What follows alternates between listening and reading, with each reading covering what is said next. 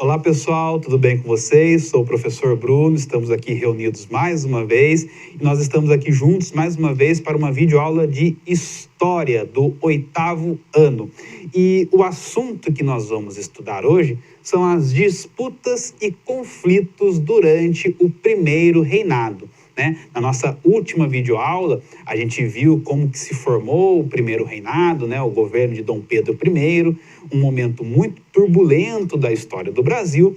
E nós vamos entender, então, hoje nós vamos aprofundar um pouco mais como se deu essas disputas e a formação dos grupos que comandavam ali a política durante o primeiro reinado no Brasil. Então, o que nós vamos tentar desenvolver com a nossa videoaula de hoje, Identificar e analisar o equilíbrio das forças e os sujeitos envolvidos nas disputas políticas durante o primeiro e o segundo reinado. O que significa isso? Que durante a monarquia, o Império Brasileiro, existiam grupos que tentaram disputar a política brasileira, que mediram forças, e nós vamos tentar reconhecer, então, que grupos eram esses e de que maneira que eles tentavam disputar essas forças. Para isso, nós vamos seguir aquele nosso tradicional esquema, que é o quê? Retomar, como foi o primeiro reinado no Brasil, quem era cidadão na monarquia brasileira, é importante a gente entender isso, conflitos entre as elites brasileiras, mas quem que era esse grupo, quem que eram esses grupos considerados elites, entender alguns conflitos como a Confederação do Equador e a Guerra da Cisplatina, e o café, a riqueza e o poder do Império, tá certo, pessoal? Lembrando que a nossa aula foi preparada com o livro de História do 8º ano, pelo capítulo 9. Então vamos lá, pessoal. Então, relembrando, a gente já viu isso na última aula, mas é sempre importante relembrar que a monarquia brasileira, o Império Brasileiro, ele é dividido em alguns momentos. O primeiro é o primeiro reinado, que é justamente o governo de Dom Pedro I, que vai de 1822 a 1831, Depois nós temos o período regencial, entre 1831 e 1840. Por que esse período? Porque quando Dom Pedro I deixa o trono brasileiro, seu filho, Dom Pedro II, ainda era Pedrinho. Ele tinha somente 5 anos, então ele não podia governar um país do tamanho do Brasil. Quando ele toma maioridade, aí sim nós vamos ter o segundo reinado, que é um momento longo também da história brasileira, que vai de 1840 a 1889. Todo esse período da monarquia, é um período de bastante disputa, entre os grupos dominantes, mas vamos focar hoje somente no primeiro reinado, certo, pessoal? Então vamos lá. Na última aula, a gente estudou sobre a Constituição, A gente chegou até a ler um pedaço da Constituição de 1824, que foi justamente a primeira Constituição brasileira. E hoje nós vamos também retomar alguns aspectos da Constituição brasileira, de 1824. Vamos relembrar. Então, nós vimos que a Constituição ela era dividida em 4 poderes: executivo, legislativo, judiciário e moderador, que era aquele poder onde o imperador tinha ele decidia sobre todos os outros poderes. Mas, além disso, a Constituição de 1824, ela conciliava os interesses da elite brasileira, aquela elite que, de uma certa maneira, ali esteve presente na independência do Brasil, com o autoritarismo do imperador. E, além disso, pessoal, a Constituição de 1824, ela garantia o direito de propriedade, escravos e bens que foram conquistados durante o período colonial. Tá, mas o que significa isso? Durante o período colonial, era um número muito pequeno de pessoas que tinham grandes quantidades de terra, de escravos, ou seja, com a monarquia, com o Brasil independente, continuou sendo um número muito restrito de pessoas, Ou seja, a monarquia ela não trouxe grandes transformações nesse sentido. A religião católica, ela era a religião oficial do Império Brasileiro, Ou seja, não existia uma questão de valorização de outras culturas religiosas, O voto, ele era indireto e censitário. O que significa isso, Indireto significa que os deputados e senadores que eram escolhidos, eles não eram diretamente a população, a população votava primeiro em pessoas que iriam escolher quem eram os senadores e quem eram os deputados. Porém, o censitário restringia muito mais quem iria votar, porque quando nós falamos de voto censitário, nós estamos falando de voto que somente quem podia votar, quem tinha dinheiro. Só que na monarquia, no período do Império Brasileiro, poucas pessoas tinham uma condição financeira muito boa. Ou seja, poucas pessoas iriam participar da vida política brasileira.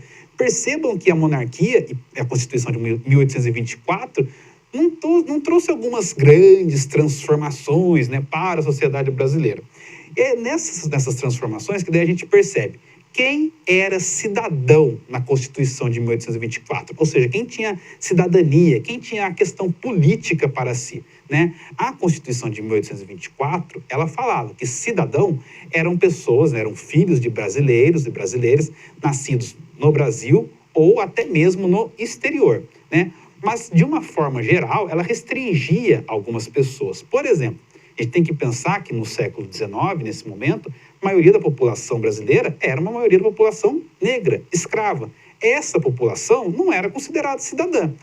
Os escravos libertos, né, aqueles que tinham conquistado sua liberdade, eram considerados cidadãos, porém com muitas restrições, né? E a população indígena, que também existia ainda em grande número, essa nem foi citada, né? Ela foi discutida brevemente, né, na Constituição, mas não esteve presente. A população indígena não era considerada nem cidadão e nem brasileiro. Ou seja, é uma situação muito grave para a gente refletir bastante sobre essa Constituição. Mas vamos entender agora algumas características a mais desse momento do primeiro reinado. Como eu falei para vocês, nesse momento, ele foi um momento de disputa política dentro do primeiro reinado. Disputa política entre quem, né? Entre a própria elite, que estava ali participando, né, da Constituição, da formação do governo, e o imperador, né? E, posteriormente, disputa entre as próprias elites brasileiras, né? O que vai sair disso? O resultado dessa disputa entre as elites vai ser a divisão entre dois grupos, os liberais e os conservadores, tá certo? Os liberais e os conservadores, no segundo reinado, né, só para vocês entenderem, depois eles se tornam cada vez mais fortes e chegam até formar partidos no Brasil, o Partido Liberal e o Partido Conservador, mas essa divisão acontece ainda no primeiro reinado.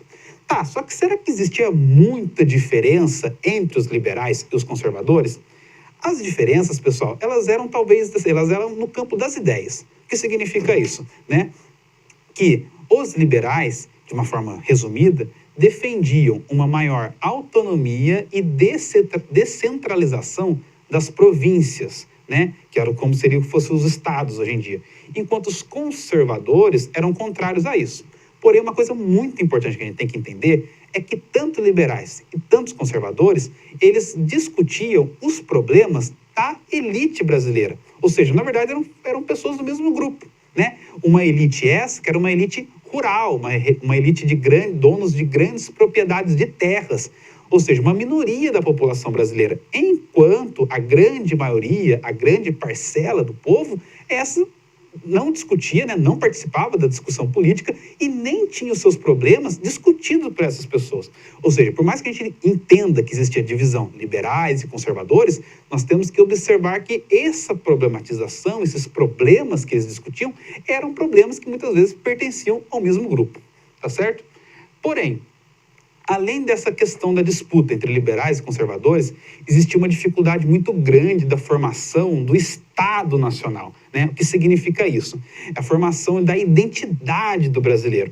A gente tem que pensar, pessoal, que o Brasil é um país de dimensão continental, né? O que significa isso? De grande extensão. E dentro desse país, né, existia diferentes projetos sobre a ideia de ser brasileiro, né? A população brasileira, muitas vezes, ela se sentia sem identidade nacional. Justamente por ser um país de grande extensão, as pessoas se sentiam muito mais pertencentes àquela região em que viviam do que, né, a questão de ser brasileiro ou de ser do Brasil, né? Isso, pessoal, é resultado, a gente pode entender como resultado das diferentes culturas que existem no nosso país, né? Só que essa unidade, essa conquista, essa formação do Estado Nacional, ela vai ser feita à força, né? Então, após a independência do Brasil, né, se deseja que exista um Estado Nacional, né, um Brasil agora independente, e essa formação ela vai ser conquistada à força, né? Porém, apesar de ser conquistada à força, a gente tem que entender que existe uma diferença entre a região norte, nordeste e a região sul, né, do Brasil. E essas diferenças vão resultar em uma série de conflitos, né, alguns mais conhecidos, dentro desse período do primeiro reinado. Vamos conhecer um deles agora. O primeiro conflito que a gente pode analisar resultado dessa diferença entre a região norte, nordeste e a região sul é a Confederação do Equador, que aconteceu em Pernambuco em 1824, ou seja, 2 anos após a independência brasileira. A Confederação do Equador teve como principal líder Frei Caneca, né? E o que levou ao surgimento da Confederação do Equador?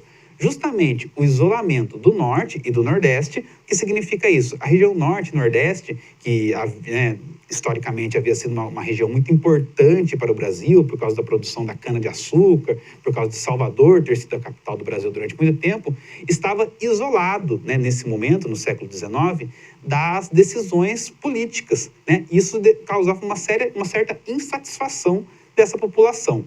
Além disso, o autoritarismo de Dom Pedro I, né? Aquele autoritarismo que a gente já comentou na nossa última aula.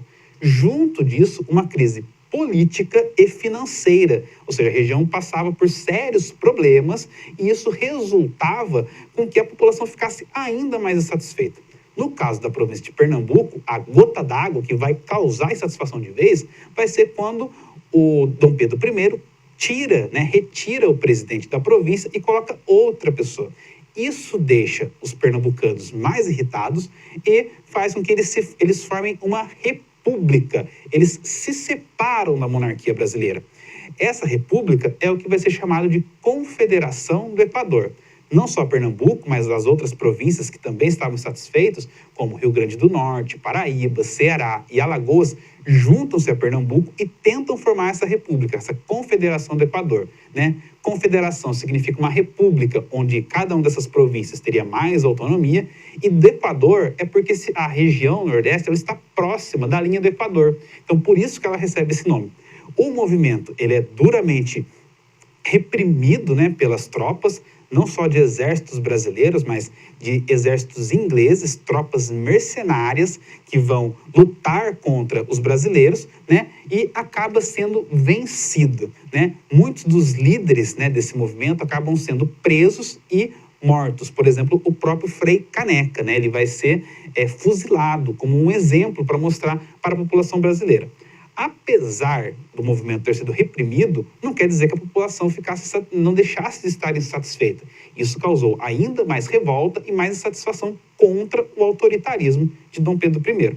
Porém, não é só lá no norte e nordeste que vai ter alguns conflitos, não. Na região sul, no extremo sul do Brasil, também vai ter alguns conflitos, como a questão da Cisplatina, né, que vai ser o quê?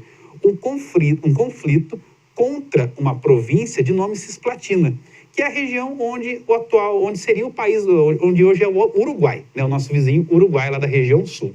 O que significa isso? Essa região da província Cisplatina, ela havia sido anexada pelo Brasil quando a família real veio para o Brasil, né? Quando Dom João VI governava aqui no Brasil.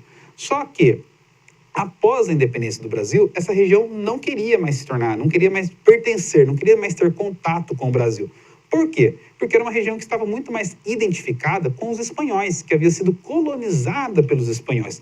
E, enquanto isso, a Argentina, que na época ainda não tinha esse nome, mas recebia o nome de Províncias Unidas do Rio do Prata, queria também conquistar essa região. Resultado, um conflito entre Brasil e o que seria a Argentina, em disputa pela região onde hoje seria o Uruguai.